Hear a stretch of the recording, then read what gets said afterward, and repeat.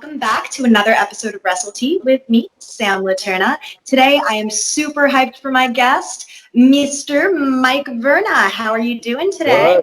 Good. What's up, Sam? What kind of tea are you drinking right now? I'm doing a ginger with green tea. Okay, good. Good for after the holidays. Really settle the stomach, get all the natural detox out of you. I see what you're doing. Immunity during this time.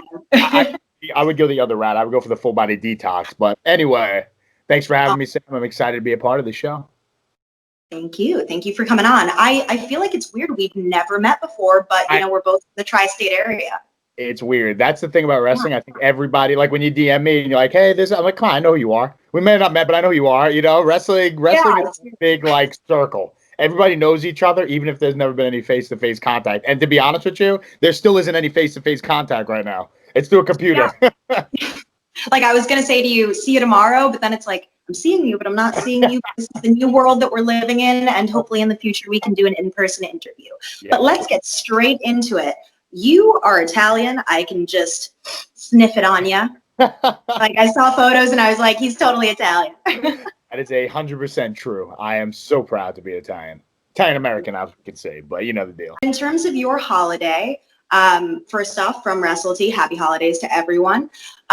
What do you look forward to on the holidays to eating in like a big Italian family, I'd imagine? Like, what's your meal of choice? I love this question because it's still fresh on the mind and fresh on the tongue.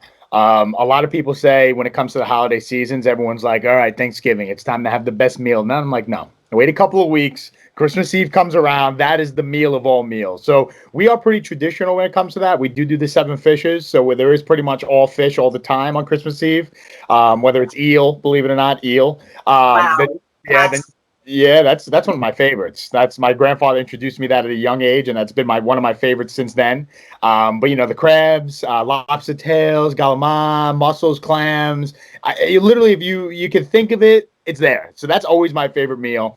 I'm still missing it. We still got some leftovers in the fridge. We probably got a couple of days left in them before they start stinking. So I'll probably dive into that. But I mean, it's your tradition. It's the best meal of the year. I wish we could have it all the time. Oh yeah, but that's what makes it special, right? Getting it once a year. Those flavors, savoring it, and then waiting until next year. But I'm sure you'll capitalize on what's in your refrigerator. Hell yeah. Speaking of capitalizing on opportunities, I know that everyone is watching this interview in anticipation of talking about Mike Verna on AEW Dark. But we're going to get there. I got to make you watch for a little bit longer. There you go. So we're going to talk acting versus wrestling. The $1 million question. The $1 million question. Oh, yeah. And I find that a lot of wrestlers are trying to be actors, and it's very challenging, right? But you have kind of an ace in the sleeve because you were actually SAG-AFTRA accredited and whatnot, and you had like this crazy fun commercial that you were on that has like millions of views. I didn't see it when it came out, but I heard about it. Okay. I saw it to research you. And I literally laughed out loud. It was great. It was great. It was wrestling. It was Americana. Like, I loved it. Can you tell me about your experience with that? And like, I guess the casting process, like, were there other wrestlers vying for this role?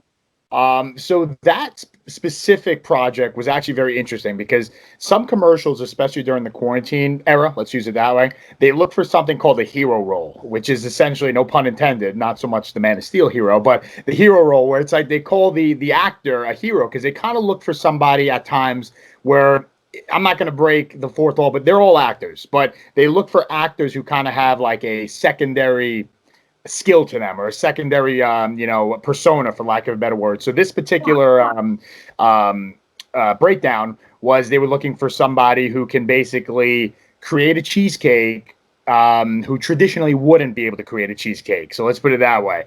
So they had MMA fighters. If you were able to see all the spots, they had yoga people, they had MMA fighter, they had a kid, and then they had me. So when I did the audition, my agent told me, he's like, do it in the wrestling gear. He's like, just do it in the full wrestling gear. I was like, all right, screw it. That's easy. I'm going to act then. Sounds good. So yeah, I mean, that was really cool.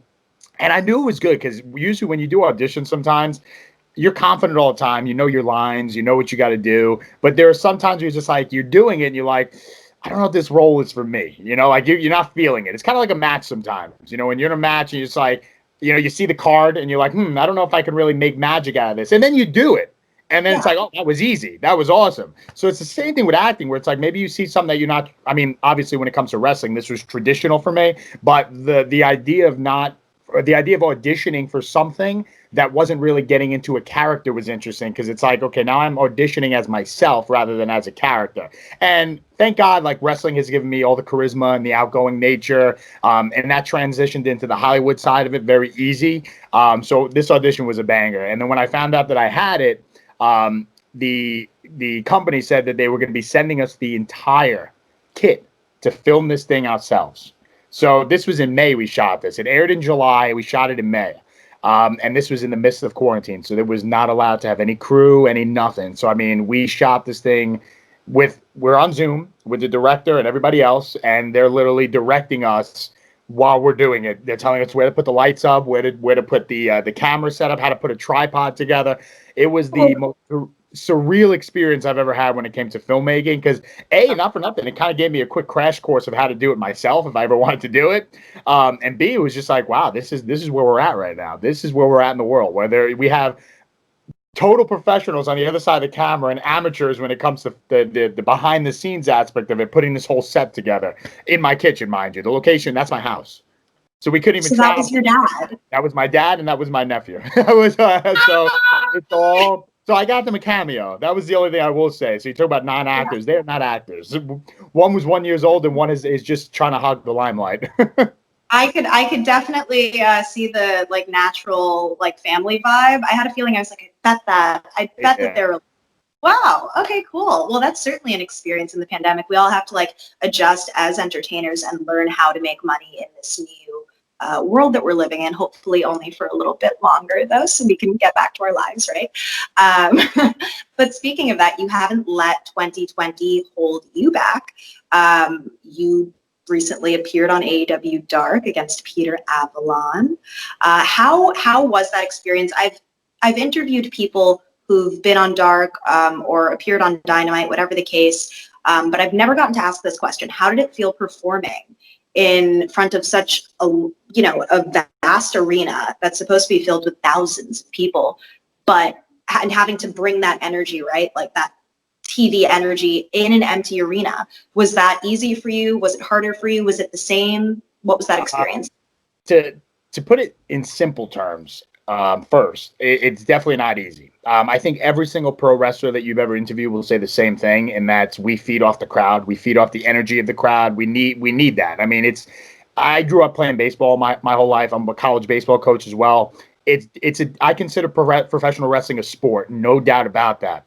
But it's a different type of sport. It's a different type of sport where when I'm coaching, we're putting together a lineup that's made to win. When we're performing in the ring, we're not necessarily putting together a strategy to win the match. We're looking to put together a strategy to entertain the fans. And when there's no fans, beating yourself up vigorously is not the easiest thing in the world.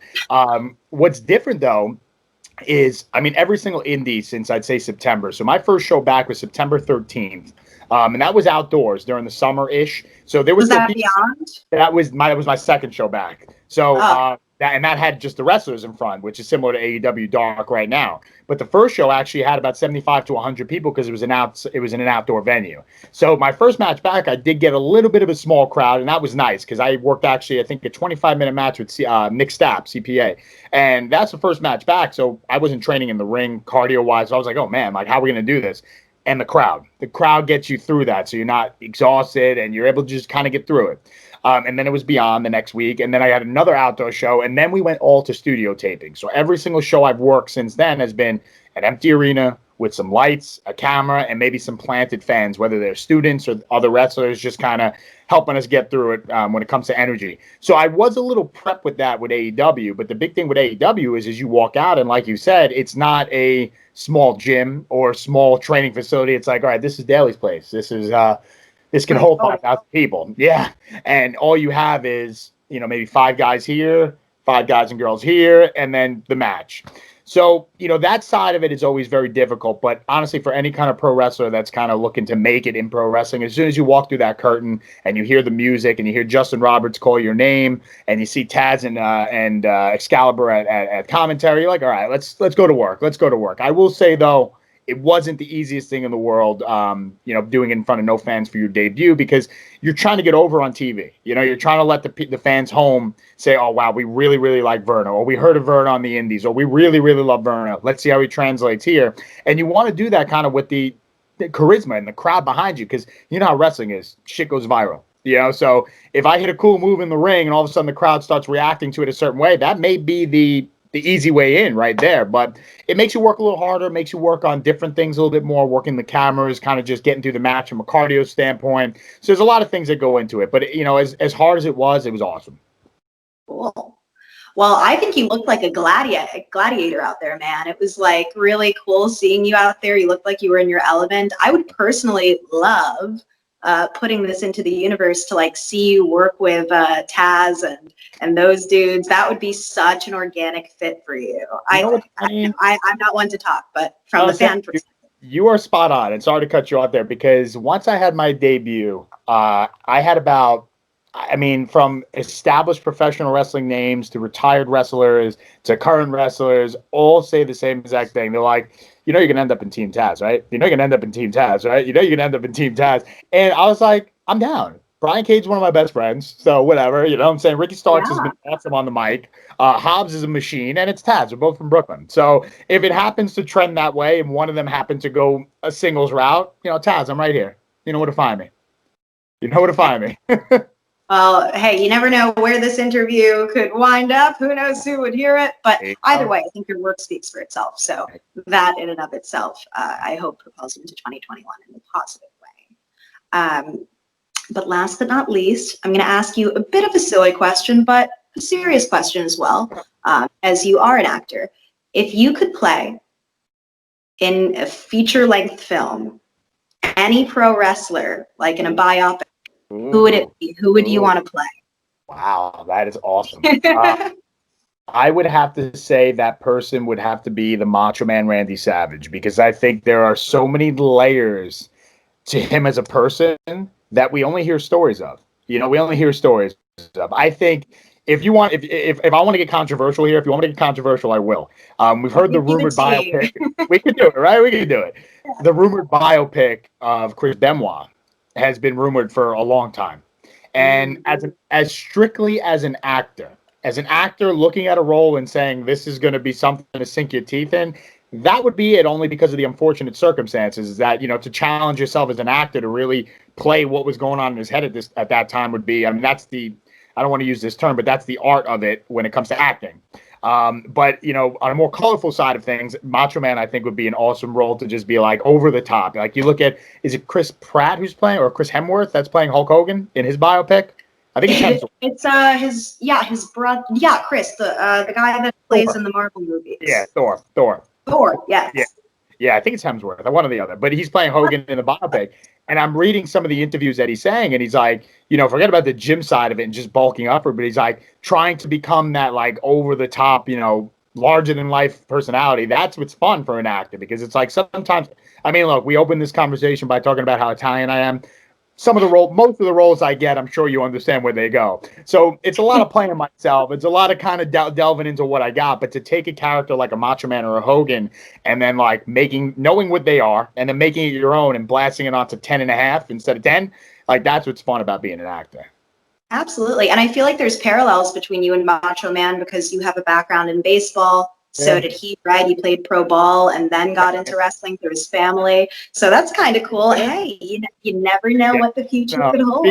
If there's going to be a Hulk Hogan film, despite everything, to celebrate his legacy, of course, because the legacy still endures.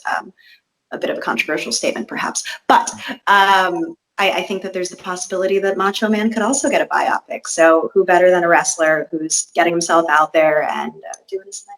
Let's do it. Let's do it.